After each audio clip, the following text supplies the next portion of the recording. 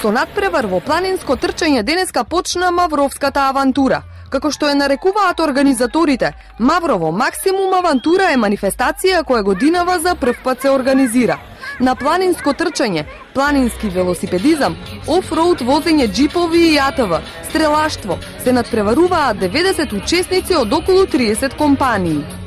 Значи прв пат оваа година правиме Маврово Максимум Адвенчар, може да го наречеме тимбилдинг, каде што исто како за хуманитарниот велеслалом зимоска, сакавме да направиме еден ивент летен, каде што се пријавуваат фирми. Ова е прва година, кој што гледате и сами има пријавено околу 90 такмичари во разни спортови.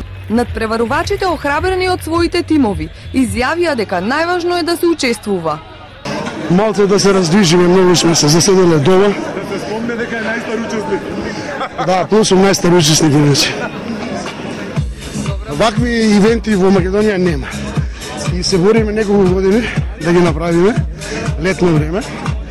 И еве конечно, за прваче, мислам дека е многу окей. Се собравме недолго 120 луѓе, 6-7 дисциплини, ќе видиме како ќе биде. Колку километри треба да 7,8. Ќе настапувате и на другите? Не, само тој. Опуштање од секојдневниот стрес, уживање во природа, промовирање на спортскиот дух, се само дел од целите и ефектите на ваквите настани. Имаме веќе 11-12 трки на хуманитарниот велеслалом во зимскиот период. Имаше една иницијатива што, како што гледате, голем одзивот. Таа иницијатива да се префрли и една летна активност за да се оживее целата оваа област, луѓето да дојдат во природа, да направат едно дружење. Мислам дека е нешто што е иницијатива во цел свет и дека е баш убаво што го оживуваме Маврово и летниот период. Ова е одличен настан за поттик на здраво живење, за спортување. Од еднашто време кога имаме развој на технологија и сите сме врзани за столче и за компјутер, мислам дека вакво нешто е одлична работа и не достига.